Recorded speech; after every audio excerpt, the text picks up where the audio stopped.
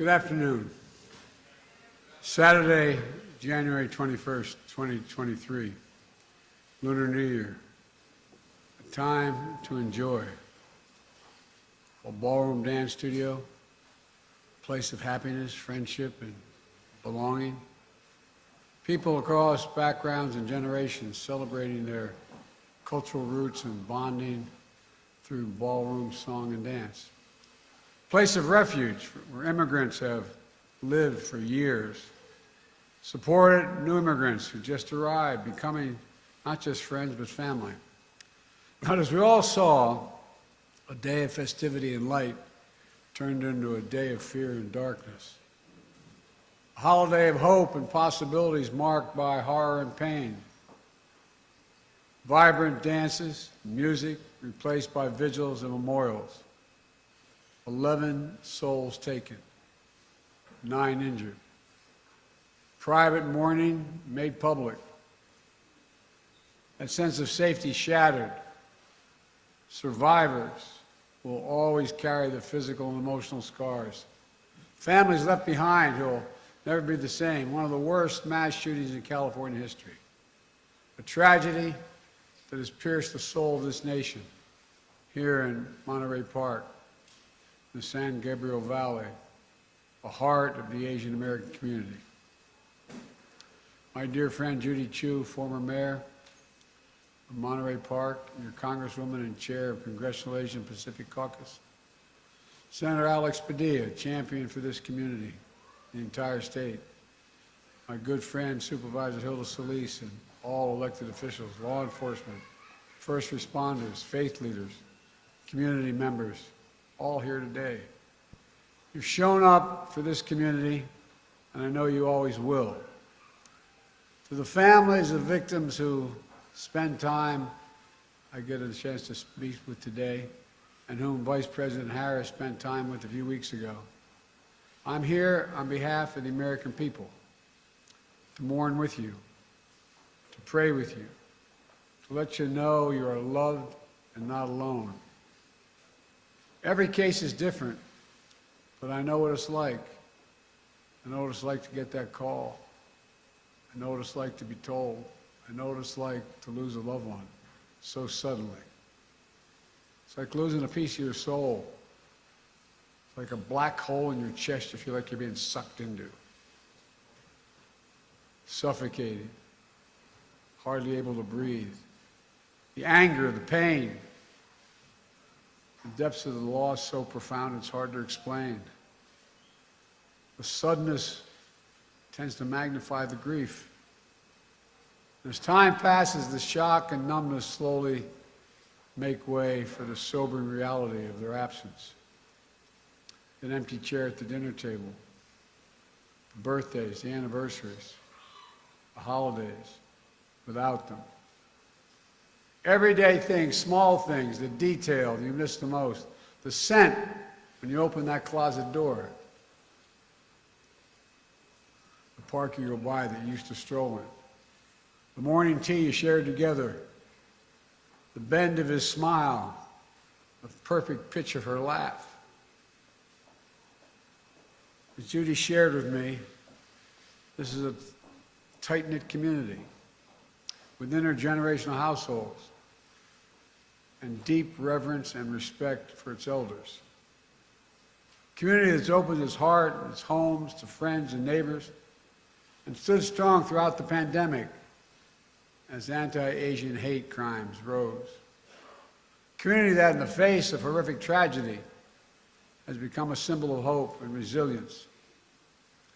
Pushing forward together, healing together, people from all faiths and backgrounds rallying to show their love and support, raising money for funeral costs and memorials, providing counseling and translation services to the victims' families, providing and proving that even with heavy hearts, we have unbreakable spirits.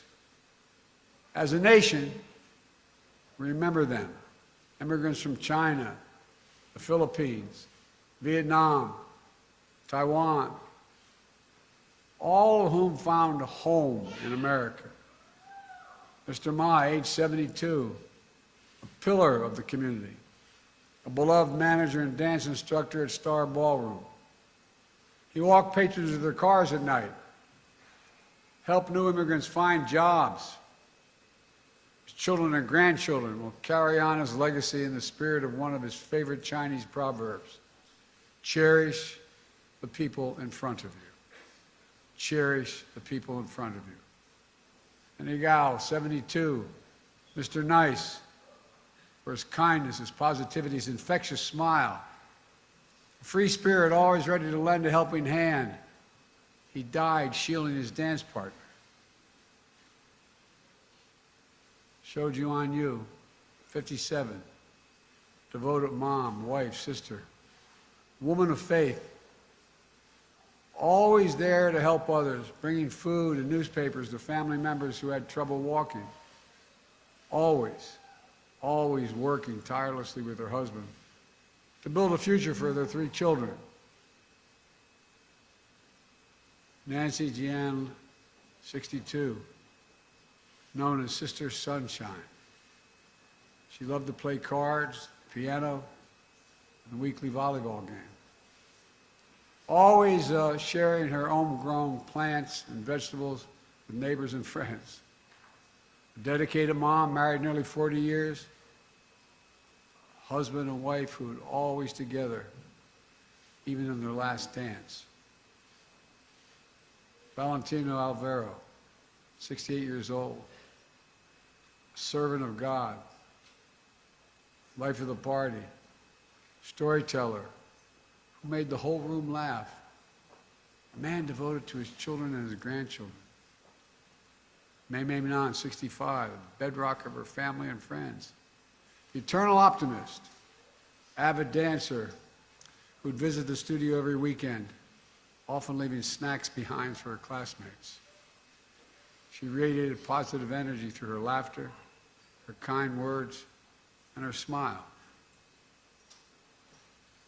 Moy Dayun, 67, refugee, community builder, cherished friend, known for her kindness, her sweetness, her generosity, her beloved family, the center of her world.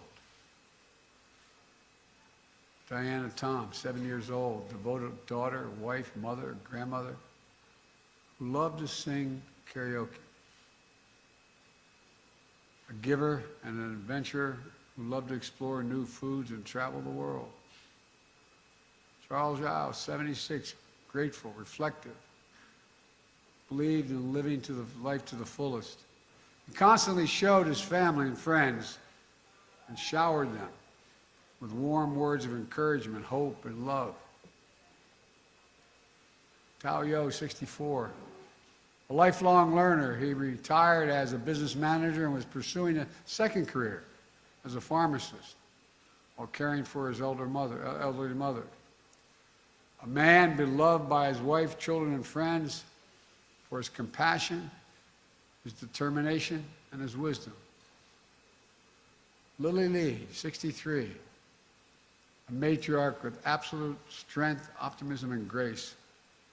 Her daughter wrote, "Stolen is a grandmother whose granddaughter fell asleep many nights nestled between her loving arms.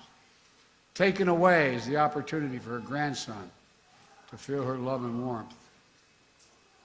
All of them live lives of love, sacrifice, and service for their families, for their community. They represent a bigger story, who we are as Americans, embodying the simple truth that our diversity is the strength of this nation. We saw that strength in Maria Liang.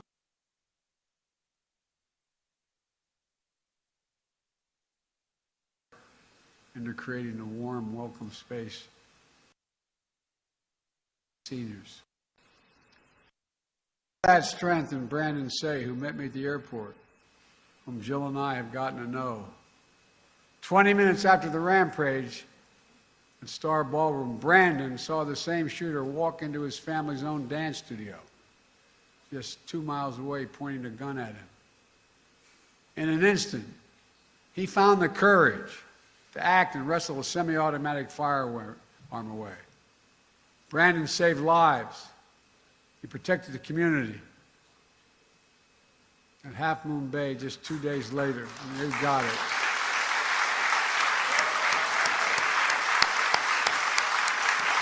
Brandon, stand up.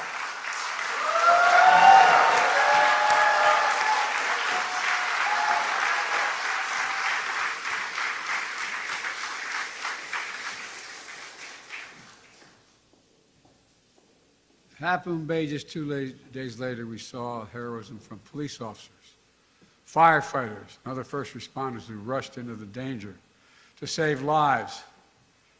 As many of you know, Jill and I invited Brandon as our guest at the State of the Union message because we wanted the country to know all of you, not just Brandon, all of you, the character of this community, the faith you have in this community, the pride. We see it in you across all of American life. Just this week, a film about resilience and power of the Asian American immigrant family made history at the Oscars.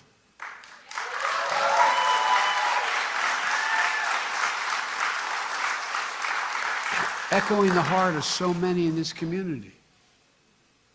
We also hear a message we've heard too often, including 2 years ago this week, after the spa shooting in the Atlanta area. Enough. Do something. We remember and mourn today, but I'm here with you today to act. Last year, after the mass shooting in Buffalo, New York, and Uvalde, Texas, I signed into law, after being both places, a bipartisan Safer Communities Act, the most significant gun safety law in almost 30 years. That was in addition to me signing more executive actions to reduce gun violence than any of my predecessors at this point in their presidencies. Today, I'm announcing another executive order that will accelerate and intensify this work to save more lives more quickly. First, this executive order helps keep firearms out of dangerous hands, as I continue to call on Congress to require background checks for all firearm sales. And in the meantime, my executive order directs my Attorney General to take every lawful action possible to move us as close as we can to universal background checks without new legislation. It's just common sense to check whether someone is a felon, a domestic abuser, before they buy a gun. The executive order also expands public awareness campaigns about the red flag orders, laws, which my son, before he died, Attorney General in Delaware, was a great proponent of and instituted.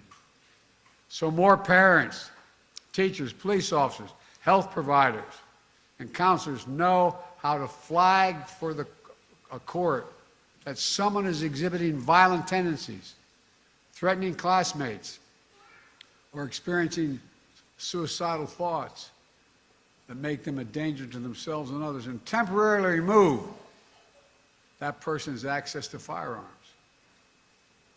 And it promotes, this executive order, safe storage for firearms, something every responsible gun owner agrees with. Second thing it does, the executive order ramps up our efforts to hold the gun industry accountable. It's the only outfit you can't sue these days. It does that by calling out for an independent government study that analyzes and exposes how gun manufacturers aggressively market firearms to civilians, especially minors, including by using military imagery. And it directs the Attorney General to publicly release alcohol, tobacco, and firearms inspection reports of firearms dealers who are cited for violation of the law.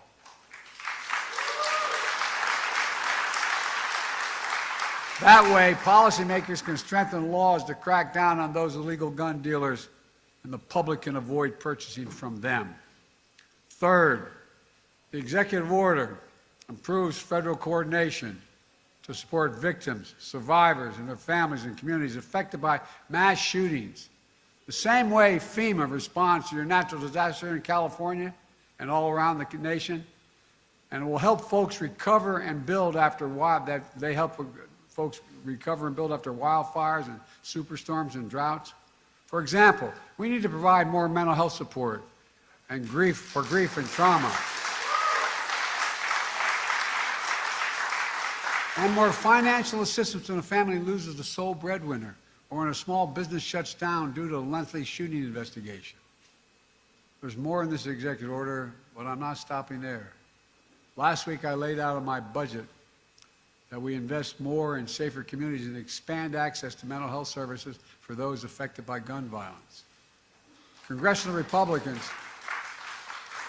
should pass my budget instead of calling for cuts in these services or defunding the police or abolishing the FBI, as we hear from our MAGA Republican friends. But let's be clear, none of this absolves Congress the responsibility from the responsibility of acting to pass universal background checks, eliminate gun manufacturers' immunity from liability. And I'm determined, once again, to ban assault weapons and high-capacity magazines.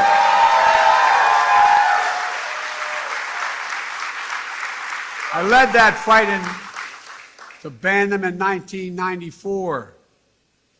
The 10 years that law was in place, mass shootings went down. Our Republican friends let it expire 10 years later. And mass shootings tripled since then, tripled. So let's finish the job. Ban assault weapons, ban them again, do it now. Enough, do something big. Folks, let me close with this.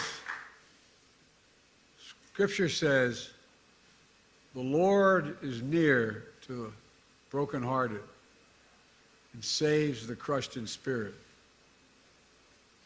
A lot of us have been there. As you gather here today, I know your hearts are broken, but I know your spirits are strong. And as you remember and heal, I know the light of your loved one is once again going to lead you forward. It takes time. I tell everyone, at least it did with me, it takes time. But I promise you, the day will come when the memory of your loved one brings a smile to your lips before it brings a tear to your eye. The tear will never fully go away. But when you had that smile first remembrance, that's when you know